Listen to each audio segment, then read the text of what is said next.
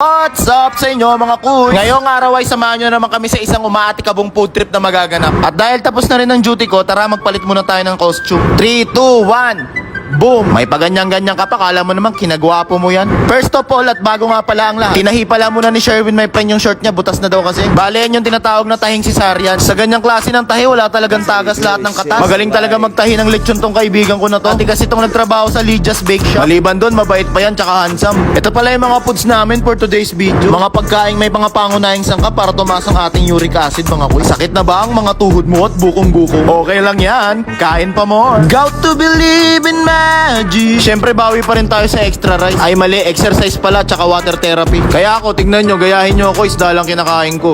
Vegetarian kasi ako eh. Inihaw na isda, samahan mo ng napakasarap na sausawan. Toyo na may sibuyas na may sili.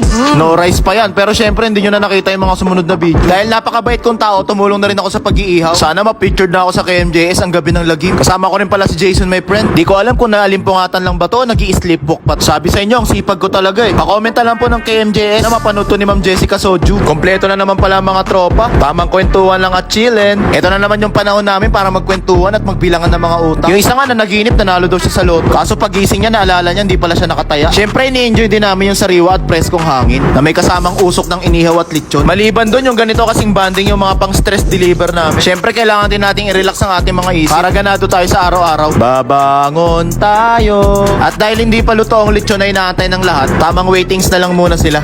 Hala, ang gwapo naman ng lalaki sa poste na puti. Wet look pa siya, parang model ng kalendaryo. Nakita nyo yan mga kuys, magpa-autograph kayo. Sa di kalayuan naman, nakunan ng camera ko ang isa sa mga sikat na Pilipino superhero. Hey, Machete! Ikaw ba yan? Parang si Derek Bobot Ramsey. Ito namang tropa ko, talagang kinarir na ang paglilitsyon. Pag-uwi nga daw niya, magtatayo siya ng lechonan. Ang pangalan, Sauce to Go. Masarap kahit walang lechon. Si Kuya Patrick naman, ang lalim ng iniisip. Malaman lamang ko, nagsa-sound trip pala siya. Simoy ng hangin sa akin ay lumalamig na. After nun, sa wakas naluto na rin yung lechon namin. Tignan nyo naman yung lutong niyan mga kuys. Unang kagat, high blood agad. Tignan mo naman kasi yung quality niyan, pang export sa mga malalayong planeta. Lechon ng Iligan yan mga tropa. Check natin guys kung gaano kalutong.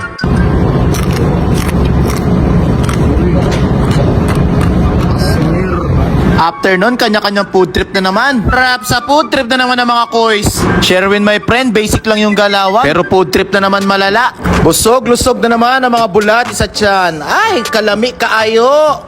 Kain lang kayo dyan mga koys, magpakabusog lang kayo. Kasi ako diet na ako eh. Pakwan lang, sapat na. Kala mo talaga eh. Pero na nga ako ditong isang na-impluensyahan. Sabi kasi ni Mayor, lumulusog na daw siya. Sabi ko naman, akala mo lang yun, Yor. Bali, ang nangyayari kasi dyan is lumiliit lang yung tela ng damit mo. Sa paglalaba kasi yan ng damit. O paano mga koys, hanggang dito na lang muna. Maraming salamat sa panonood at walang sawang support. Mag-iingat kayo palagi. And for more good vibes videos, just click the follow button. Anis, Libs, parang vlogger na vlogger talaga ang galawan.